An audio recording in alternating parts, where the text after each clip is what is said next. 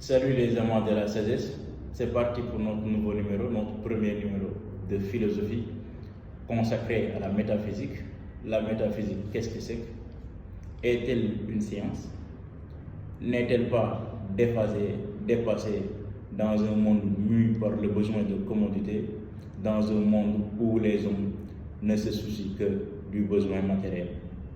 Dans ce monde actuel où l'ère de l'hégémonie technoscientifique, le couple technoscience est fulgurant, elle est d'une portée qui ne peut être nivelée à une discipline spéculative.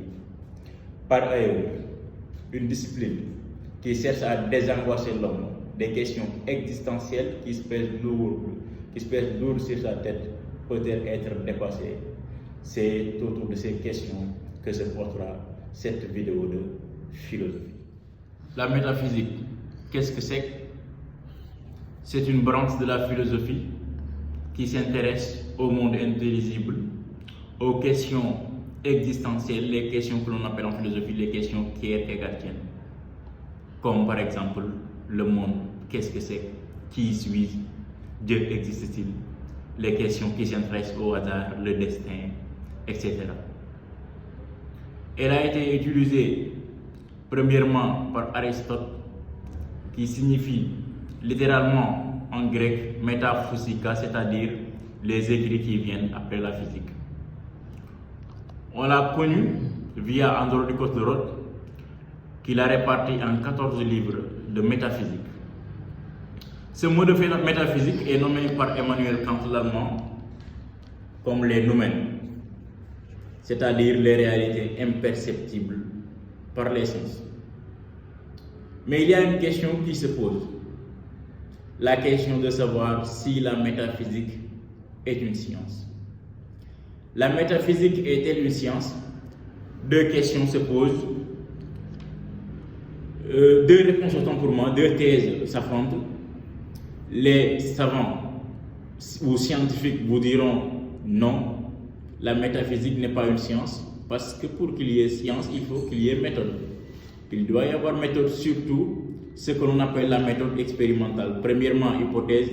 Deuxièmement, expérimentation. Troisièmement, analyse des résultats. Et enfin, conclusion. Et quand on dit conclusion, c'est parce qu'il y a un consensus. En science, il y a consensus. Il y a aussi laboratoire. Il y a vérification des preuves. Et aussi, il y a un lien qui se fait entre l'objet et le savant. Alors qu'en métaphysique, l'objet de la métaphysique ou du métaphysicien, c'est la raison. C'est juste une discipline spéculative. En ce sens, on peut dire que la métaphysique n'est pas une science. Mais il y a des métaphysiciens qui conçoivent la métaphysique comme une science. Par exemple, Platon, lui, dit que la métaphysique est la science qui s'intéresse aux vérités intelligibles. Aux vérités intelligibles. Parce que lui, on le connaît, c'est le philosophe des deux mondes.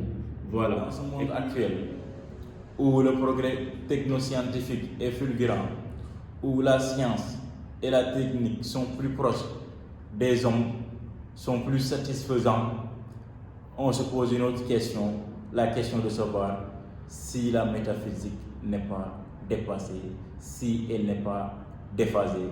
Ne doit-elle pas sonner son glas, c'est-à-dire déclarer son oraison funèbre?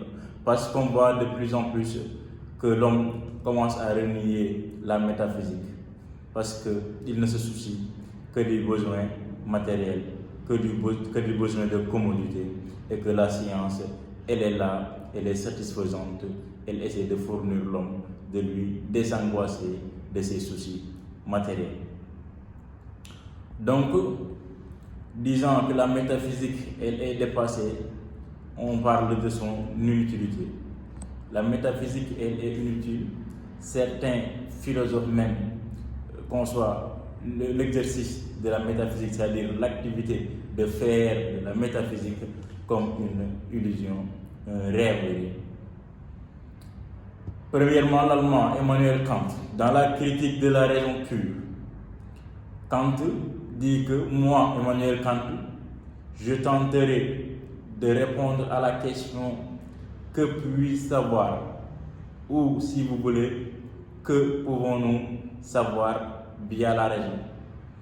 Parce que Emmanuel Kant dit que la raison, c'est une machine sophistiquée qui est capable de présenter le coupable comme une victime et la victime comme un coupable et faire de sorte même que l'on doute de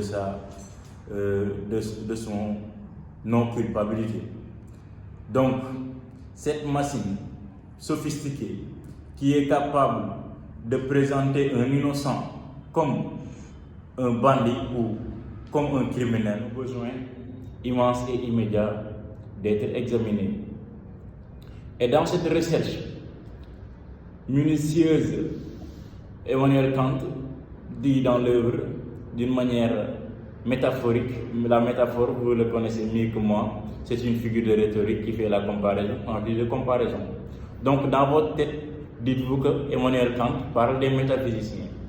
Il dit la colombe légère qui dans son envol fend l'air dont elle sent la résistance pourrait s'imaginer qu'elle volerait bien mieux dans le vide. Donc pour l'auteur, la colombe ne se sent pas, ignorant que c'est la capacité de résistance entre lui et l'air qui l'a fait voler, pense qu'elle volerait bien mieux sans l'air, ce qui est impossible.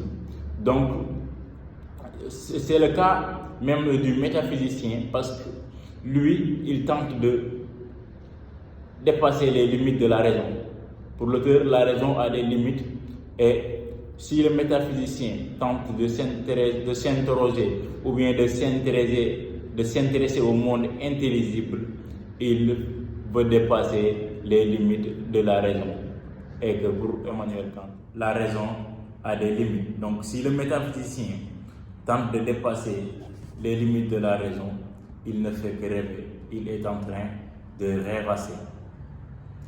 C'est ce que souligne même Nietzsche dans Zarathustra. Lui, il dit, j'ouvre les guillemets, ce furent des malades et des décrépits qui méprisèrent le corps et la terre, qui inventèrent les choses célestes et les gouttes du sang rédempteur.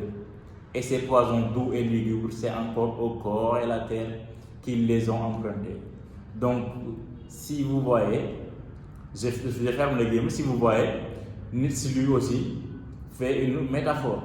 Parce qu'en disant que ce furent des malades et des décrépits qui méprisèrent le corps et la terre, qui inventèrent les choses célestes et les gouttes du sang rédempteur, il dit et ces poisons doux et lugubres, c'est encore au corps et la terre qui les ont empruntés. Le corps et la terre qu'ils ont eu à mépriser auparavant.